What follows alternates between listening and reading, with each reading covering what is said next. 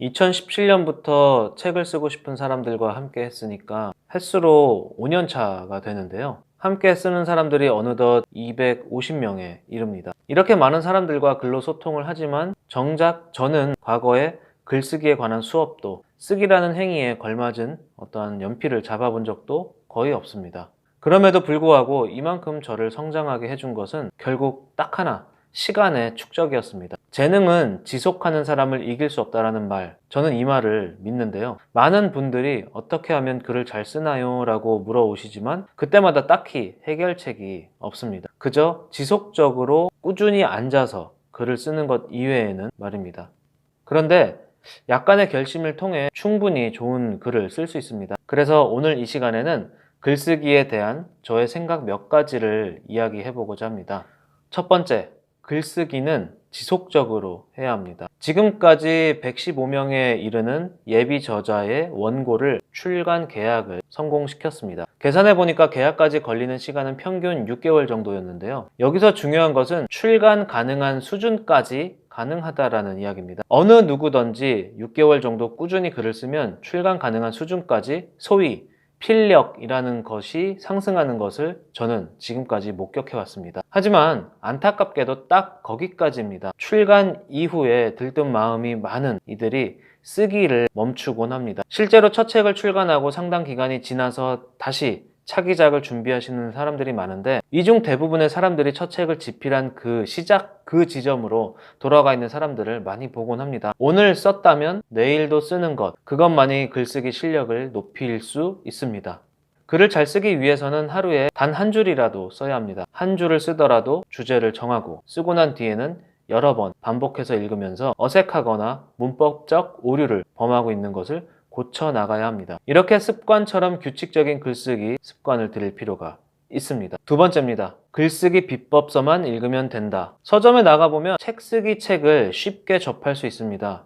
지금 제가 이야기하는 이 책으로 나올 이 영상도 책 쓰기 책이 될지도 모르겠습니다. 하지만 그런 책들은 결국 참고만 해야 할 뿐입니다. 진짜 중요한 것은 책 쓰기 책 10권을 통독하는 것보다 단 한 줄이라도 스스로 써야 한다는 것입니다. 다이어트를 한다면서 온갖 보조제를 먹고 기다려도 살이 빠지지 않는 이유는 말 그대로 보조제이기 때문인데요. 이때 반드시 선행되어야 하는 것은 운동입니다. 세 번째, 한 번에 스르륵 쓴다라는 말인데요. 원고를 검토하다 보면 오탈자를 찾을 수 없는 원고가 있습니다. 이런 원고는 저자 자신이 쓴 글에 대해 검토를 충분히 했음을 알 수 있는 원고인데요. 대개 이런 원고는 논지도 명확한 편입니다. 하지만 그렇지 않은 경우 10중 8구 한 번에 써내려간 글일 가능성이 매우 큽니다. 이번 꼭지에서 무엇을 쓸 것인지 정리를 해두지 않고 그저 하얀 여백을 무작정 채워나가다 보면 자신이 무슨 말을 하고 있는지 잊어버리는 경우가 많습니다. 이럴 땐 이번 꼭지를 통해서 무엇을 쓸 것인지 한 줄로 요약을 해서 여백의 가장 맨 위에 적어놓고 글을 시작해 보시기 바랍니다. 마지막 마침표를 찍고 나면 위 한 줄에서 크게 벗어나지 않은 것을 알 수 있습니다. 다음의 느낌을 경계하세요. 이번 원고는 마치 피아노를 치듯 한 번에 스르륵 써졌어요 라는 이 느낌을 말입니다. 자, 네 번째입니다. 퇴고를 하지 않는다라는 건데요. 마침표를 찍고 저장 버튼을 누르고 혹시 창을 닫진 않나요? 그렇다면 가장 큰 실수를 저지른 것입니다. 무조건 초고는 꼼꼼히 다시 읽고 수정하는 것을 원칙으로 두어야 합니다. 글쓰기에서 오류는 다시 읽는 과정에서 바로 잡을 수 있습니다. 수정을 하면 할수록 글은 좋아집니다. 끊임없이 나 스스로를 의심하고 수정해 나가시기 바랍니다. 어니스트 해밍웨이는 이렇게 이야기했습니다. 모든 문서의 초안은 끔찍하다. 글을 쓰는 데에는 죽치고 앉아서 쓰는 수밖에 없다. 나는 무기여 자릿거라를 마지막 페이지까지 총 39번을 새로 썼다 라고 말이죠. 다섯 번째입니다. 글쓰기를 가볍게 여기는 사람들인데요. 글은 나를 대변하는 또 다른 자아입니다. 제가 누군가의 소셜미디어에 입에 담지도 못할 악플을 많이 남겼다면 그 글을 읽는 사람들은 나를 나쁜 사람으로 볼 것입니다.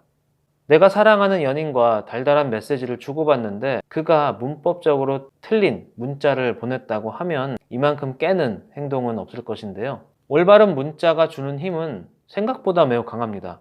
댓글 하나에도 확인 버튼을 누르기 전에 여러 번 확인하는 습관을 기르시기 바랍니다. 6번째입니다. 시간이 없어서라는 말인데요. 제가 어떤 분들에게 이거를 해보세요, 저거를 해보세요 라고 이야기를 드리면 시간이 없어서 저는 할 수가 없어요 라는 말을 많이 하시더라고요. 근데요, 시간이 없어서라는 이 말을 할 시간에 차라리 한 글자라도 더 쓰는 게 효율적입니다. 시작이 반이라는 말도 있잖아요. 언제까지 남 탓, 시간 탓, 돈 탓만 할 건가요? 여러분이 고민하는 그 순간에도 누군가는 또 한 걸음 전진하고 있습니다. 이것은 비단 글쓰기뿐만이 아니라 일상의 모든 것이 그렇습니다. 빨리 시작하면 할수록 더 많은 발전을 할 수 있습니다. 그러니까 지금 당장 쓰세요. 오늘은 여기까지 이야기하겠습니다. 감사합니다.